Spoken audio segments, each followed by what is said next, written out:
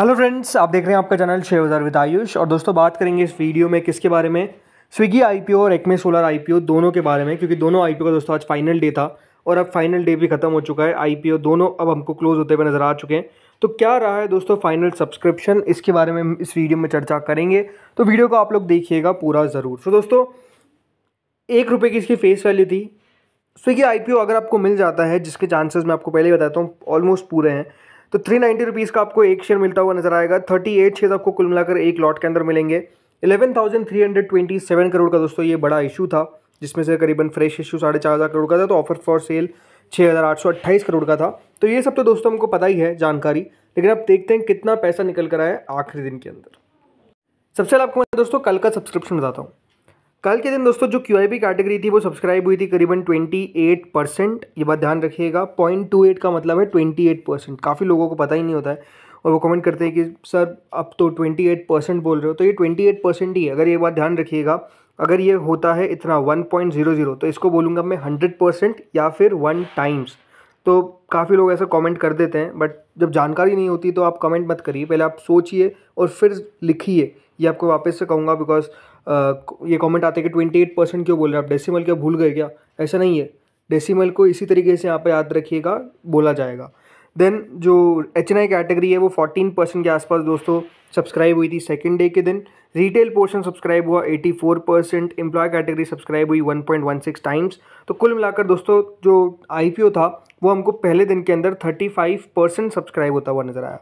कुल मिलाकर पहले दिन 35% सब्सक्रिप्शन जो था वो दिखा। लेकिन आज फाइनल डे कितना पैसा आया है ये देखते हैं।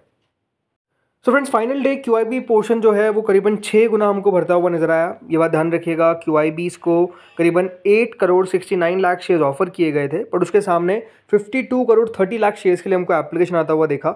अब देखिए पैसों के हिसाब से देखा जाए तो 20,400 करोड़ रुपए जो है वो QIBs लगाने में कामयाब हुए हैं। यानी ये साफ दिखता है दोस्तों कि QIBs का पैसा अगर ऐसे देखा जाए तो आया है, ऐसा नहीं कि बहुत बड़ी मात्रा में आया। ऑब्वियस सी बात है, QIBs भी अभी सोच समझ के हर जगह पैसा लगा रहे हैं, बट मैं सब्सक्रिप्शन को ओके सब्सक्रिप्शन कहूँगा। ये कोई कम भी नहीं है, क्योंकि करंट मार्केट कंडीशंस के हिसाब से अगर देखा जाए तो 20,000 करोड़ कम नहीं होता है। तो मेरे हिसाब से जो QIB का सब्सक्रिप्शन है वो ओके कैटेगरी के अंदर आता है, ना बहुत अच्छा ना बहुत खराब, इट्स बीच का, मतलब ओके। सो सिंपल सी बात है, यहाँ पर जो QIB पोर्शन है उसको अगर आप देख के आपने लगाया है तो मैं यही कहूँगा कि देखिए ये आइदर वे जा सकता है, राइट। ये मतलब मार्केट्स किस तरफ जाएंगे ये अपने आप में आई थिंक इसकी लिस्टिंग भी डिसाइड कर देगा। बिकॉज अगर बाजार में जिस तरीके से गिरावट आपको देखने को मिली है, राइट, बाजार अभी क्या है ना, अपने जो स्ट्रेंथ या फिर जो अपने गेन्स है वो होल्ड नहीं कर पा रहे हैं मार्केट्स के अंदर। जैसे मैं आपको पहले भी बताया था कि सेल ऑन राइज देखने को मिल रहा है, तो वो एक पॉइंट है। अदरवाइज मैंने आपको पहले बताया था कि अगर दोस्तों बाजार अच्छा होता तो ये IPOs थोड़ा बहुत अच्छा कर जाते, मतलब ग्रे मार्केट में भी। क्योंकि ये बात ध्यान रखिएगा, स्विगी की जो प्रीमियम है, राइट, जो मतलब कंपनी की मार्केट कैप है वो कितने की 86,000 करोड़ पे कंपनी अपना IPO लेकर आई है। जोमेटो दोस्तों मोर देन 2 लाख करोड़ की मार्केट कैप पे चलता है। ऐसा नहीं कि दोस्तों जोमेटो और स्विगी में बहुत बड़ा अंतर आपको देखने को मिलेगा। नो डाउट जोमेटो प्रॉफिटेबल है, फूड डिलीवरी में ये भी प्रॉफिटेबल हो चुके हैं। तो आई थिंक वो एक बात ध्यान रखना है आपको, प्रॉफिटेबल मतलब EBITDA प्रॉफिट हो चुका है उनका, EBITDA पॉजिटिव हो चुके हैं। तो आई थिंक प्रॉफिटेबल भी हो जाएंगे, वहाँ पर बहुत बड़ी दिक्कत नहीं आने वाली है। आई थिंक दोनों जो कंपनीज है वो बेट कर रही है किसके ऊपर, क्विक कॉमर्स के ऊपर, और वहाँ पर दोनों अपने आप को तेज़ी से एक्सपांड कर रही है। तो आई थिंक ये एक चीज़ है जिसको देखने लायक बात होगी। तो मैं यही कहूँगा कि स्विगी की लिस्टिंग अपने आप में बहुत इंटरेस्टिंग रहेगी और उसके बाद का मूव भी बहुत इंटरेस्टिंग रहेगा। देन दोस्तों HNI कैटेगरी आती है, तो HNI कैटेगरी पूरी नहीं भर पाई, ये अपने आप में बहुत बड़ी बात है कि HNI के द्वारा जो IPO में पैसा लगाया गया है वो ओनली 41% लगाया गया है, यानी HNI पोर्शन जो है वो आधा भी नहीं भर सका। HNI को दोस्तों करीबन 4 करोड़ 34 लाख शेयर्स ऑफर किए गए थे, बट 1 करोड़ 78 लाख शेयर्स के लिए एप्लीकेशन आया। 697 करोड़ रुपीज़ जो है वो यहाँ पर HNIs लगाने में कामयाब हुए हैं। अब इसमें अगर मैं बात करता हूँ बिग HNI कैटेगरी की, तो बिग HNI कैटेगरी 37% भरी, यानी बिग HNI पोर्शन ने करीबन 417 करोड़ रुपए लगाए। सिंपल सी बात है, बिग HNI के अंदर जिसने भी लगाया है पैसा उन सबको मिलने वाला है फुल अलॉटमेंट। 10 लाख के शेयर आपको मिल जाएंगे। अगर आपने 10 लाख रुपये तक की वैल्यू का जो लगाया है तो आपको पूरे 10 लाख रुपीज़ के जो शेयर्स है वो मिलेंगे। अगर आपने इससे ज़्यादा भी लगाया तो उससे ज़्यादा शेयर्स भी मिल जाएंगे। मतलब आपने जितना लगाया एप्लीकेशन उतना शेयर कंफर्म है, ये बात ध्यान रखिएगा।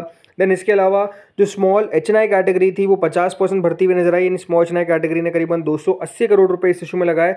स्मॉल HNI के अंदर भी सिंपल सी बात है कि आपने जितना पैसा लगाया है, जितना आपने IPO लगाया है, आपको अलॉटमेंट फर्म है, कंप्लीट है, पक्का मिलेगा, वहाँ पर कोई दिक्कत वाली बात नहीं होने वाली है।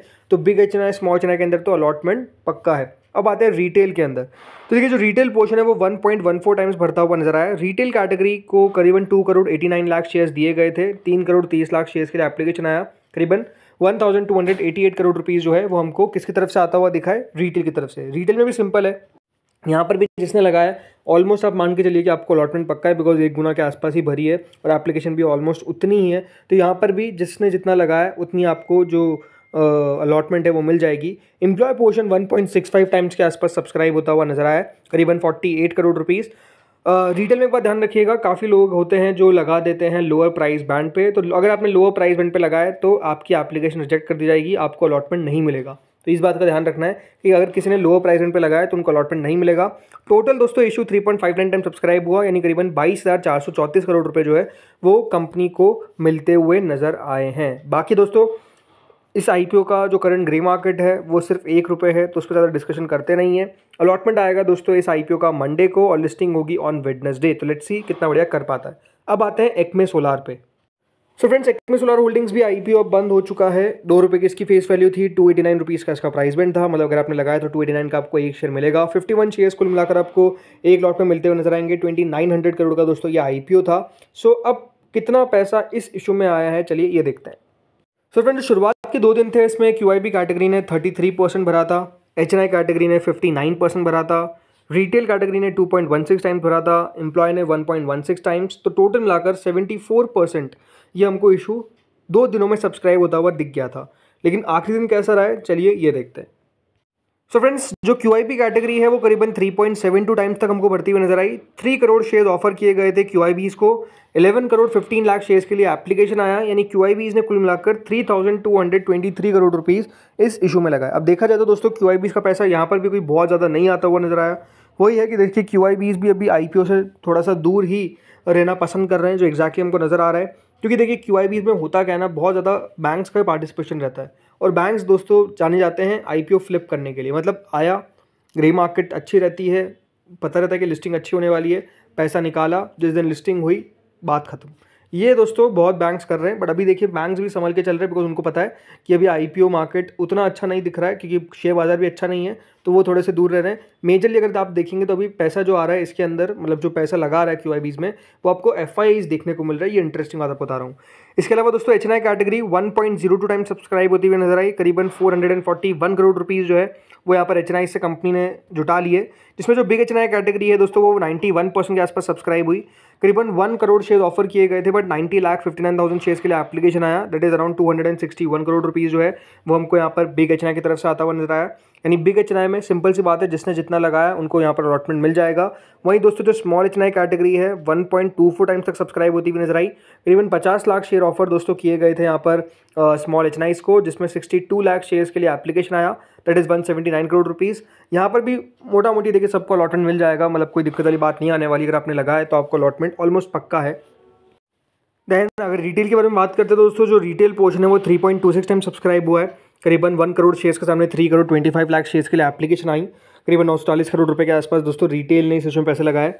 एप्लीकेशन वाइज दोस्तों जो रिटेल पोर्शन है वो 3.06 टाइम सब्सक्राइब हुआ है, यानी रिटेल के अंदर हर 3 में से एक व्यक्ति को अलॉटमेंट जो है वो मिलता हुआ नजर आएगा। वहीं जो एम्प्लॉय कैटेगरी वो 1.85 टाइम्स तक भरी है, करीबन 18 करोड़ रुपए।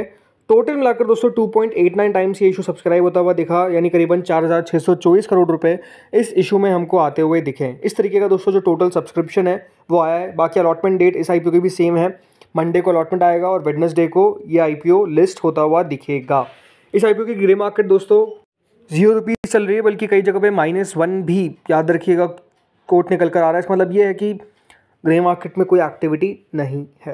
तो दोस्तों इस वीडियो में तो इतना ही था। होपफुली आपको वीडियो बढ़िया लगा होगा। आप लोग बताइए कमेंट सेक्शन में कि किसने कितनी एप्लीकेशंस लगाई है। ये लोग आप लोग बताइएगा कि क्या आपने इस IPO में रिस्क लिया है या फिर आपने IPO को किया है अवॉइड। इस वीडियो में इतना ही था। Thank you friends for watching this video.